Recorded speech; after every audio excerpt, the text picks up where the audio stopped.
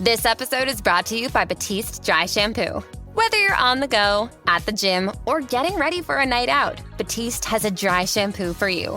Refresh with over 10 signature fragrances. Or try Batiste Hint of Color, a tinted dry shampoo that seamlessly blends with your hair. Need an extra boost? Try Batiste Dry Shampoo with added benefits like volumizing, texturizing, and more. Buy Batiste now, in-store or online at your nearest retailer.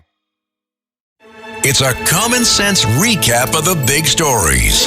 It's Katz and Cosby on 77 WABC. Wow. And joining us now, Tony, is Andy Biggs, Congressman from the great state of Arizona. Congressman, first, your reaction to the stunning news. Now it's a guy who's been arrested for threatening 6 Supreme Court justices and their families, like horrible rhetoric saying he wants to kill them. It comes right after, obviously, these 2 horrible assassination attempts against President Trump. And yet the vitriol, it seems like on the left, has not clamped down.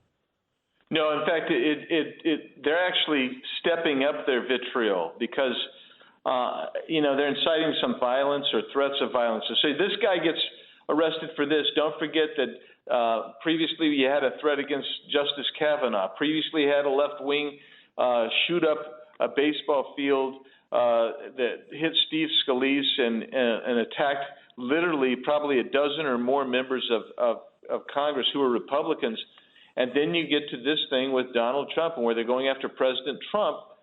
And I've gone back and looked over some of the rhetoric that the left has said. They talk about eliminating Donald Trump. Joe Biden said you got to put him in the bullseye. Hillary Clinton, just even after that second assassination attempt, she continues to say that he is the biggest threat since basically Adolf Hitler and Nazism. You have the MSNBC putting people on, their own commentators saying that he is like Mussolini, he is like Hitler. And I'll just give you one more because this is why you should defund NPR. I listen to some classical music. It's a blessing and a curse, but because it's only on NPR if you're listening to it on the radio. And what do I get? An NPR news story, and the reporter, ostensible reporter, says Donald Trump is a racist liar. That was supposed to be a reported story. This is the type of vitriol and rhetoric that seems to give license for crazies to go after and try to assassinate conservatives, Supreme Court justices, elected officials, Donald Trump. It's absolutely irresponsible. Yeah, it is. I don't know if you saw this report. I'm going to throw it out there because it is all over the internet. Matt Gaetz, Congressman Matt Gaetz of Florida, came out and he made some statement that somebody, a very close DHS official, told him, he said, that these are the threats against Trump, that there are 5 assassination teams, he said, that are already in the country, sleeper cells, which is scary, especially with an open border. He's saying 4 foreign teams, 2 domestic teams. We know that Iran's been trying to get them, but how big of the threat do you think is there against President Trump right now, Congressman? I think it's real. I think it's big. I've heard the same information that Rep. Gates has. I think it's from the same source, and I can tell you that these are credible. These are credible, and it shouldn't be just us, Matt Gaetz and I, and other members, just a few other members of Congress that know about this. This better be on the radar of the police apparatus of the government. I'm talking Secret Service, Homeland Security. They need to be protecting and step up their protection of President Trump. Let me ask you, Congressman, because you said you've heard the same. What have you heard? Just can you sort of just tell us in terms of who this source is, and are they credible, and what did you hear? The source is credible, and I can't really go much more than that because it was given to me confidentially, and I think it's going to come out publicly in the not too distant future. But it's that there's 5 teams in the U.S. And I'm trying to remember the countries. I think Ukraine, Iran, and I can't remember the other 3, but Russia as well. So that's what we have heard. And regardless of I believe my source is credible. I believe what he's telling me is credible from what he knows. Whether it's credible or not, what needs to happen is Secret Service needs to investigate and protect Donald Trump. Step it up. And is that a senior DHS official? That's what Matt Gaetz was saying. Is that sort of the same level of source or credibility? Yes. It is. Is it active duty or is it someone retired? I can't say. I can just tell you that this individual is active. Oh, interesting. Very interesting. Wow. Tony Carbonetti, you have a question for the congressman. Well, no, it kind of scares me if you think there's real assassination teams out there when some, random high school nerd and some wandering nut job got kind of close. If you're telling me there's real trained teams out there, that's kind of scary, It's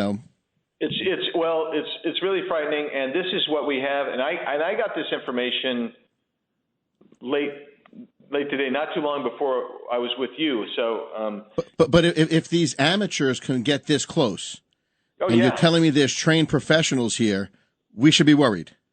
Well, that's exactly right. Imagine Butler if you would have had a trained assassin team there of Hezbollah or Hamas or even Tren de Aragua, who was very well armed, and they had shown up there at Butler armed and ready to try to take out President Trump. That's the kind of thing. And I don't, I know this sounds inflammatory, but what has to happen is Secret Service and DHS needs to do its stuff, investigate and protect this president. But, and I would say that, they need to protect all of the high-profile folks that are receiving threats for sure. But Donald Trump is probably the most threatened individual and one of the most high-profile individuals in the world today, and they need to protect him. And you're right, it's incredibly concerning. If you've had these two breaches with amateurs, what could the trained professionals do? Yeah, and that guy was sitting there for 12 hours, as you point out, the guy in Florida. I mean, think about if it was a trained person or multiple people. It was just one individual. And thank goodness, he left, like you said, and the Secret Service guy spotted him. What does this say to you about how important it is just to beef up security, to your point, Congressman? Because that is really scary. That was my first thought is, what if it was an Iranian team down there at the golf course? Yeah. No, you're exactly right. I mean, you get two guys who ostensibly were acting alone, and they made mistakes and they acted like amateurs, but they managed to get close enough to cause to potentially kill and assassinate President Trump. If I can't tell you, that's what I'm saying. If you imagine Butler and how many other people might have died. And the assassination of President Trump. The mistakes in Butler were they never should have let him get back up. Once you go down, once they take the president down below the that fire, the bulletproof glass, they should have brought him right down. They never should have let him get back up. Well, they also should have had a team on the roof. I mean, that's the other thing. That goes without saying. I mean, you stand on that stage, right. you look. It's the first thing you see. Yeah, it's amazing. So let me to all this point, Congressman, your thoughts, because we're hearing now the Secret Service told local police they were going to be on the roof. They weren't on the roof. They didn't check the perimeter around the golf course. What's going on here? And we have I heard Ron Rowe, who's the new director there, the acting director at Secret Service, the other day patting himself on the back and patting Biden on the back for security and patting Mayorkas because DHS oversees it. Is there more to the story, Congressman? I think there's a lot more to the story. I mean, when we had our unofficial hearing with Gates and Mills and Eli Crane, myself, and Chip Roy. What we had testimony come out that Secret Service agents didn't show up for the morning briefing day of. They didn't take the communications radios offered to them by the locals so that everybody could stay in communication. They didn't keep a decision maker. I'm told that it's normal to keep a warm body decision maker in the command center. Why? Because sometimes you got to make a decision right away on how to do something, and you need them there. They didn't have anybody there. Not to mention, all the other weird failures. This guy Crooks shows up and he's got a drone, and he's running a drone over the area. And Secret Service was offered drones and rejected drones. I mean, this thing here is what Mike Lee has suggested. He said this isn't attempted murder overtly. What it is it's willful negligence, and that's the question that we are trying to get to the bottom of.